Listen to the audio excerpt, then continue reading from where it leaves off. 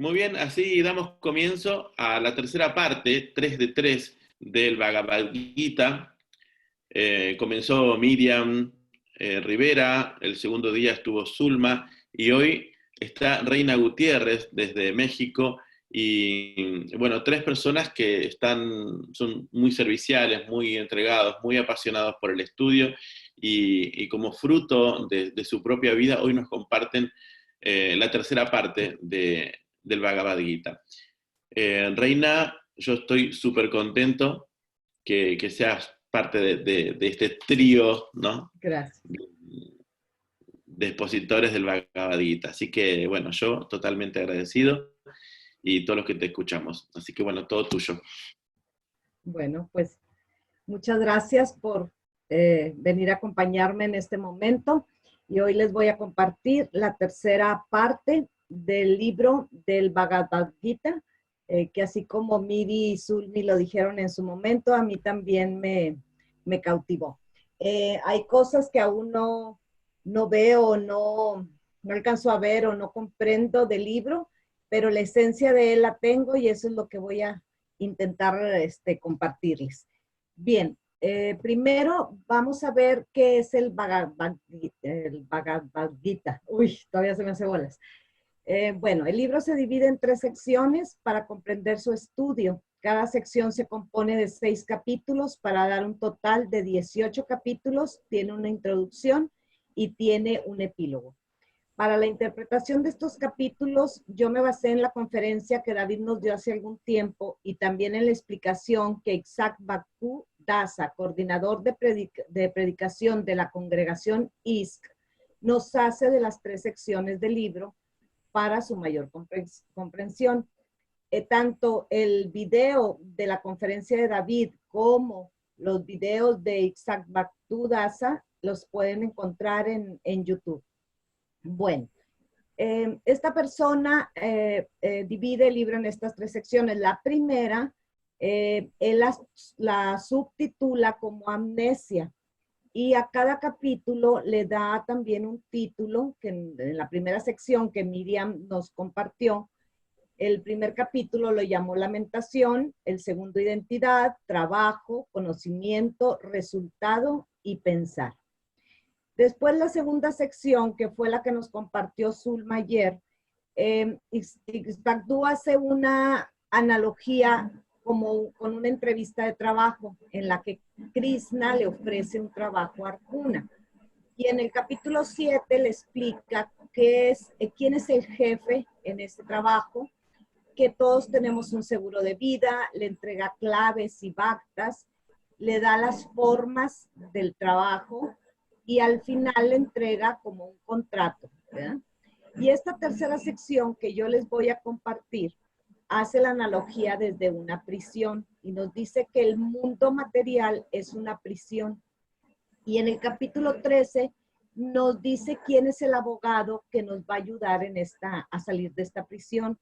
Nos dice que la prisión tiene una puerta que tiene 3 barras y nos explica qué son las barras.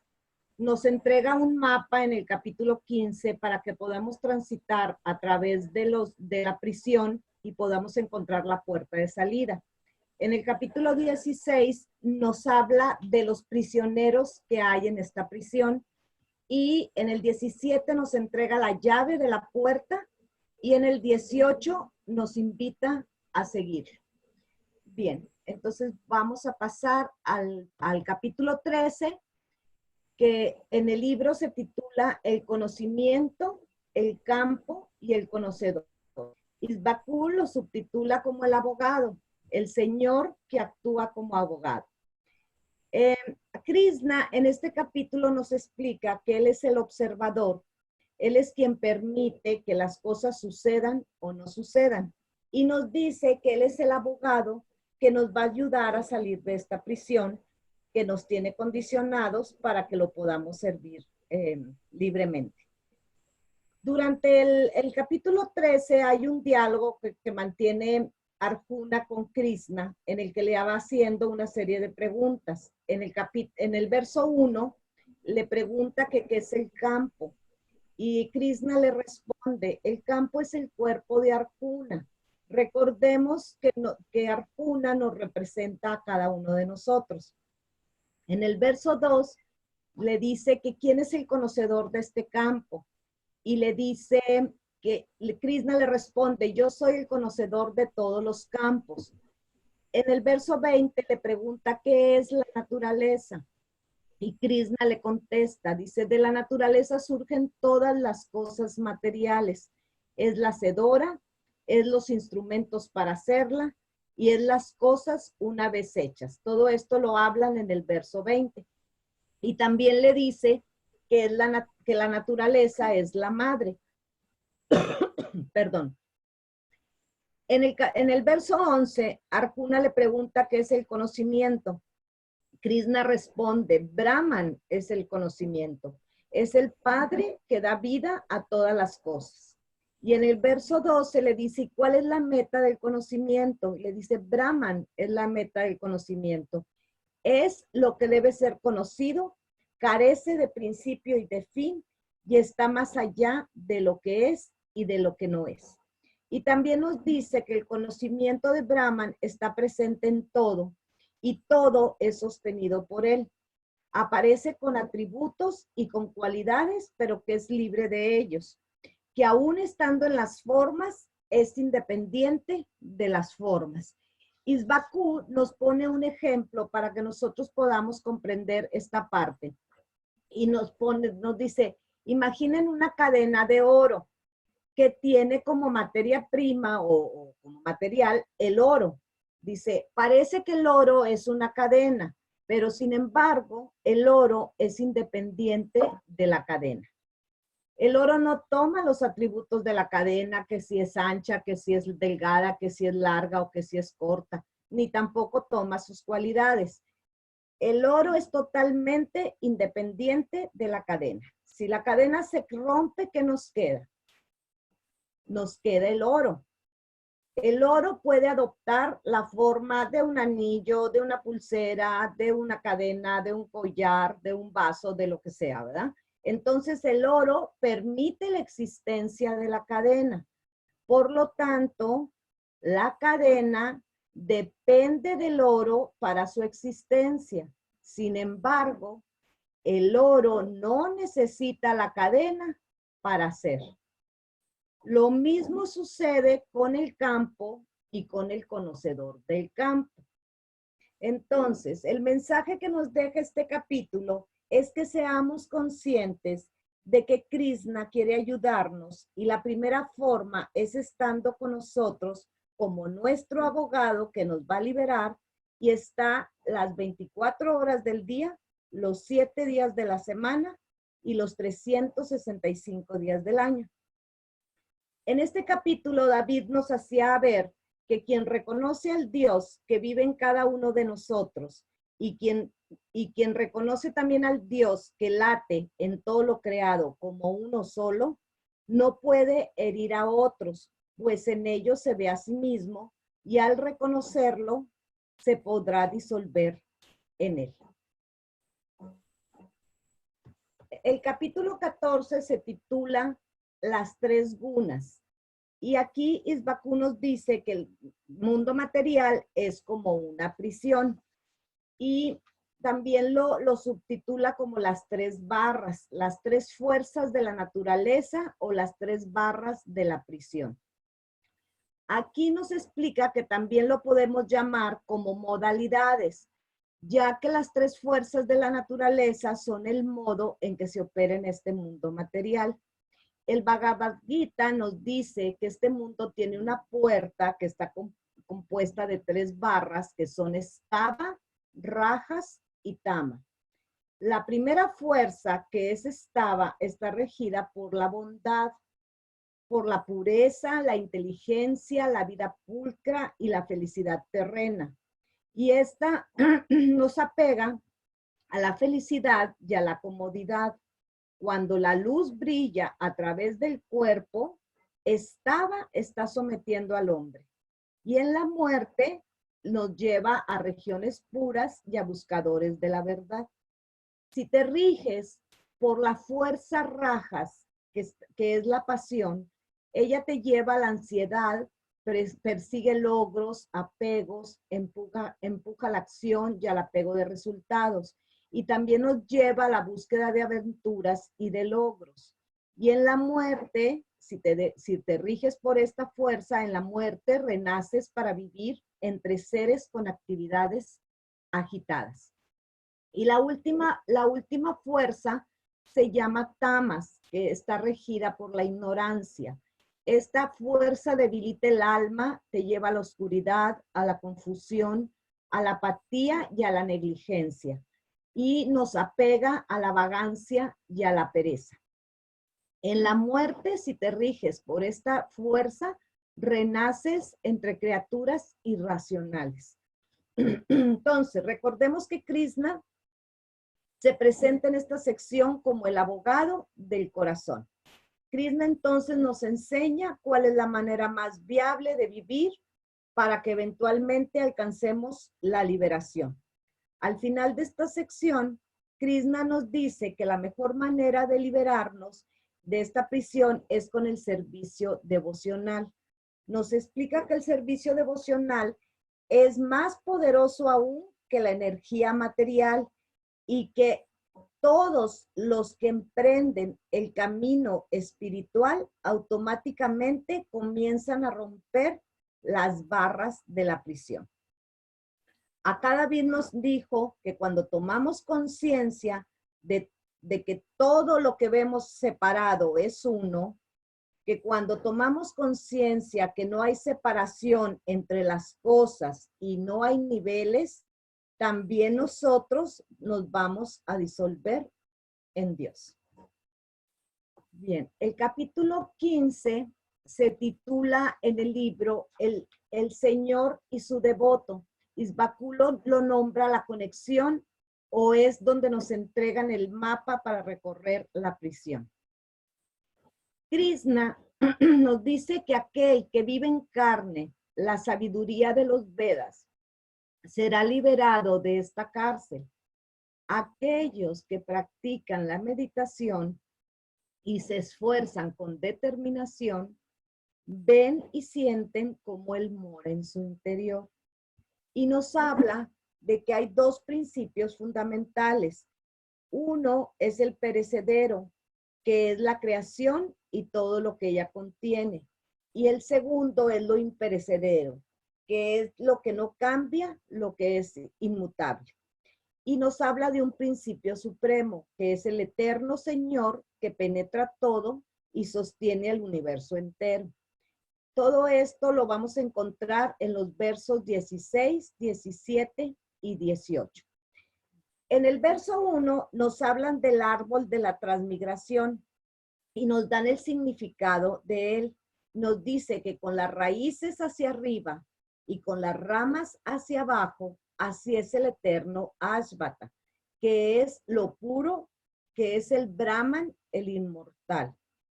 En él descansan todos los mundos, que no hay nada que lo trascienda, que es la totalidad de la manifestación, que posee múltiples ramificaciones, pero que está enraizado en el Ser Supremo, en Brahman, en un plano superior. En el Gita se nos explica que como consecuencia de las ramas del árbol también nacen raíces y que en este caso, si las raíces van hacia abajo, atan al hombre mediante sus acciones. Estas raíces secundarias son las que crean los patrones de acción egoísta que hacen que nuestra vida sea cada vez menos libre internamente.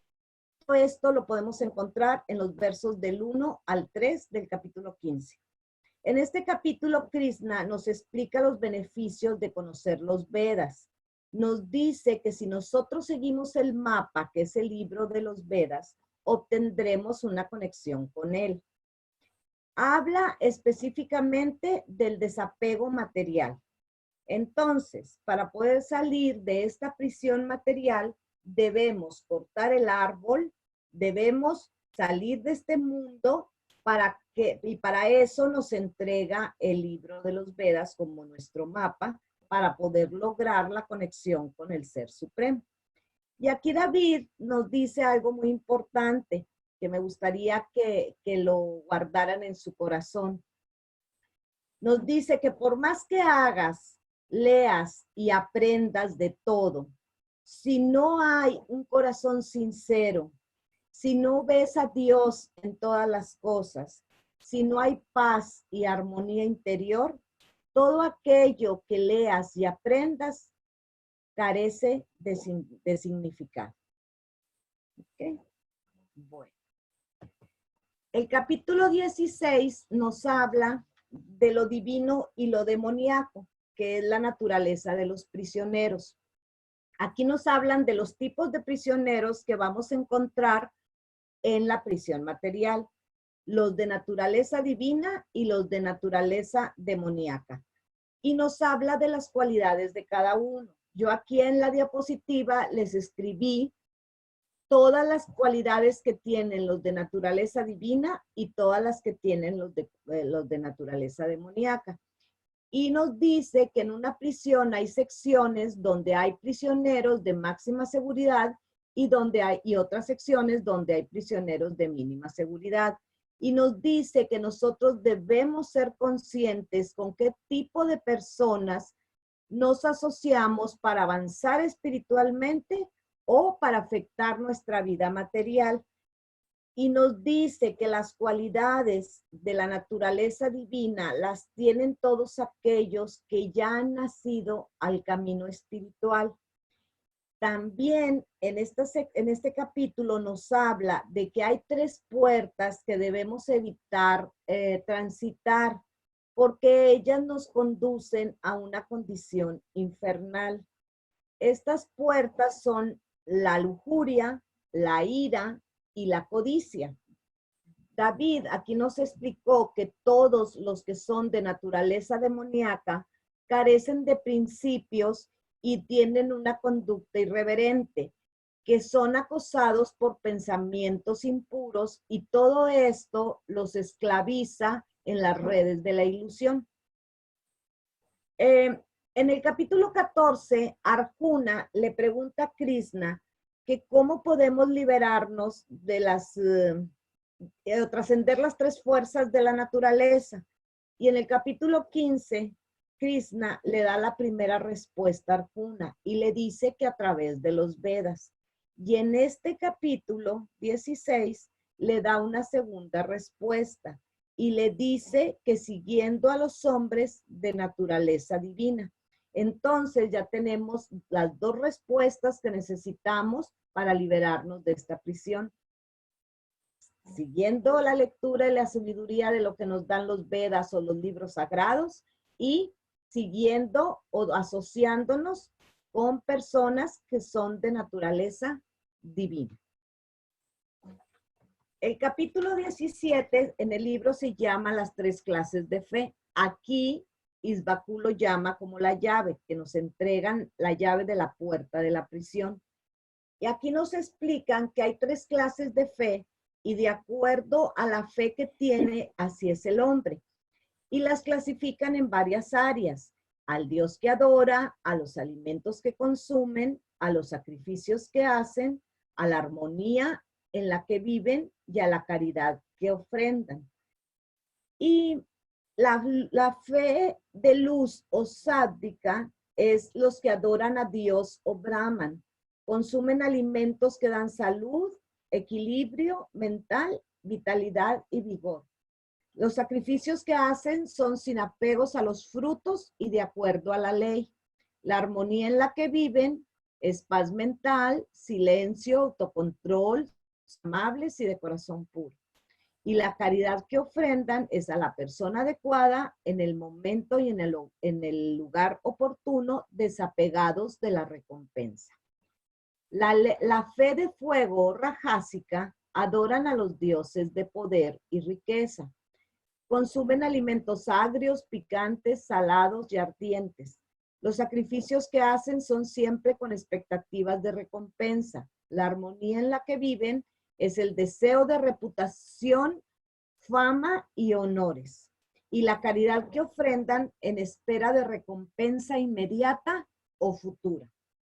La fe de oscuridad o tamásica adoran a los espíritus nocturnos. Los alimentos que consumen son rancios, desabridos, guardados y viejos. Los sacrificios que hacen son sin fe y sin respeto a la ley. Y la armonía en la que viven es autotortura y hieren a otros. Y la caridad que ofrendan es exhibida, halagadora y arrogante. Recordemos que también en la Biblia nos hablan de estos tipos de fe y nos dicen: por sus frutos los conoceréis o serás medido por la fuerza de tu fe. Aquella persona que tiene fe en el Supremo y que tiene fe en las Escrituras, entonces logrará la perfección. Todas las personas que tienen una naturaleza, virtudes y fe sádvica, siempre antes de empezar sus actividades, recuerdan el Om, que es el santo nombre del Brahman. Durante el cumplimiento de sus tareas, recuerdan el Tat, que es el desapego a los frutos de las acciones. Y recuerdan el Sat, que es verdad y es bondad. Toda acción bien hecha nos va a llevar a Sat. Y toda ofrenda, caridad o acción sin fe nos va a llevar a Sat, o sea, a nada. Aquí les escribí esas palabras porque a la hora que las pronuncian igual puede haber alguna confusión. Entonces, para que las tengan allí a la vista. El Om y Tat significan lo indefinible. Y Sat, lo que es la unión de estos tres, expresa la unidad de lo cósmico, lo imperceptible, lo absoluto y trascendente.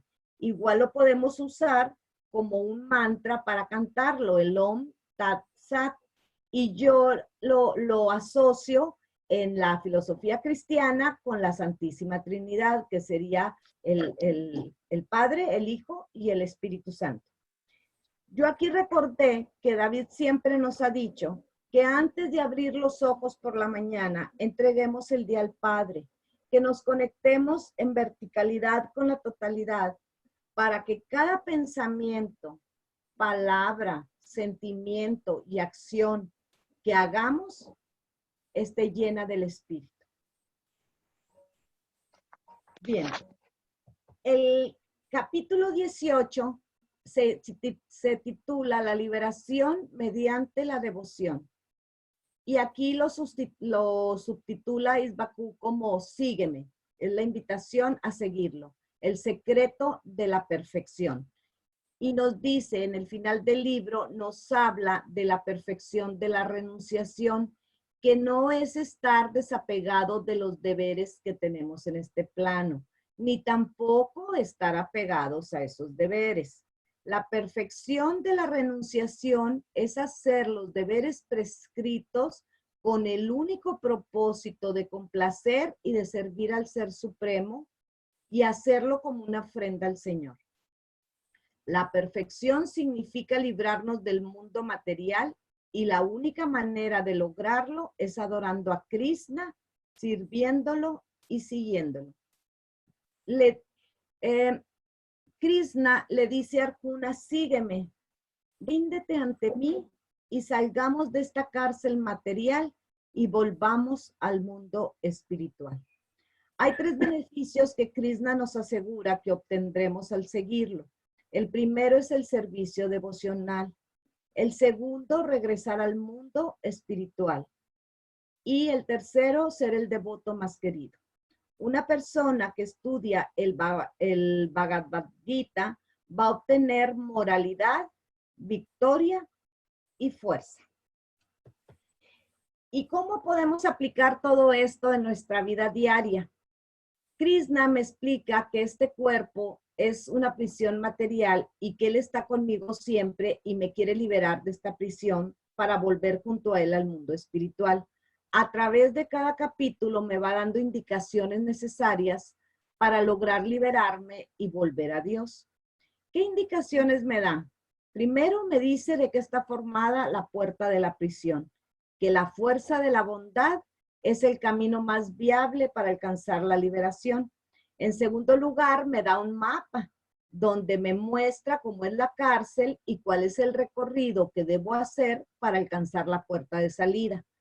Los Vedas, los libros sagrados, la Biblia, ese es mi mapa y que siguiendo las enseñanzas de ellos llegaré a la libertad. El tercero me advierte la naturaleza de las personas. Me dice que me asocie o siga personas de naturaleza divina para avanzar espiritualmente. El cuarto me dice que mi fe sea sábdica, que cada día lo empiece ofreciéndolo a Dios, que sea un día de servicio devocional y que mis deberes sean una ofrenda diaria a Dios. Si sigo estas indicaciones, me libero de este cuerpo para disolverme en él. Y por acá yo hice una selección de los versos que más me conmovieron o más me resonaron a mí y quiero leerles los que escogí. El capítulo 13, en el verso 33, dice: del mismo modo que el sol proyecta su luz sobre todas las cosas de este mundo, igualmente el Señor del campo llena con su luz todas las cosas del campo. En el capítulo 14, el verso 26 dice: aquel que me ama y me adora y trabaja para mí como una muestra de su devoción incondicional, este va más allá de los tres poderes y se hace uno con Brahman, el uno. El capítulo 15, el verso 15 dice: yo estoy en el corazón de todo lo que existe. Conmigo traigo la memoria y la sabiduría y conmigo me la llevo. Yo soy el conocedor y el conocimiento de los Vedas. De mí surgió la sabiduría que ellos contienen y yo soy la meta a la que ellos apuntan, el Vedanta, que ahorita les voy a decir qué es el Vedanta. El capítulo 16 dice, verso 23, deja que la sabiduría y las santas escrituras marquen la pauta en cuanto a lo que es correcto y lo que no lo es. Lee las santas escrituras y vive una vida de armonía haciendo el bien.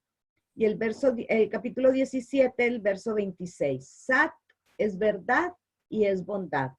Así pues, toda acción bien hecha nos lleva a Sat como meta única. Y el capítulo 18, el verso 73, que creo que fue el que más me llegó, dice: por tu gracia he podido ver la luz interior que ha disipado toda mi ignorancia, liberándome así de la angustia que en mí producía la ilusión. En mi mente ya no queda duda alguna y mi fe en ti es firme. Ahora puedo decir que se haga tu voluntad. Y les decía que a mí me llamó la atención la palabra Vedanta y yo desconocía qué era lo que sabía, lo que significaba y investigué. Y dice, el Vedanta es una de las filosofías espirituales más antiguas e integradoras del mundo y una de las más inclusivas. Basado en los Vedas, textos sagrados de la India, el Vedanta afirma la unidad de la existencia, la divinidad del alma y la armonía de las religiones. Constituye la base filosófica del hinduismo, incluye aspectos de la cultura india. El Vedanta es de aplicación universal y resulta igualmente relevante a cualquier país, cultura y tradición religiosa. La palabra Vedanta es una combinación de otras dos.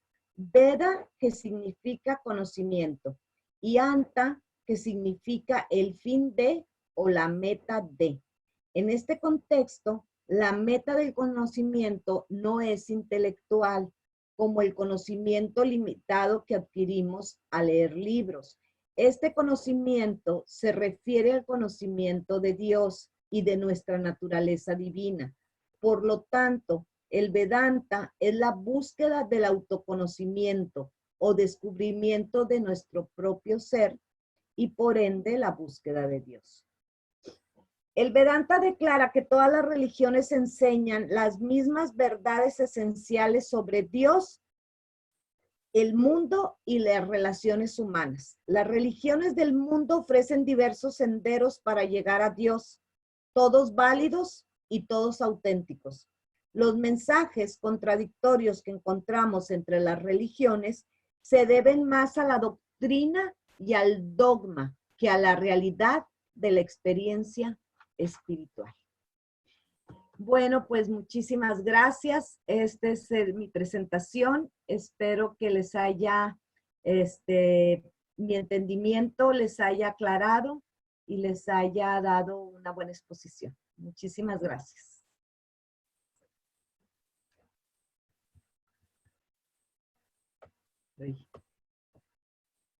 Dejo de compartir.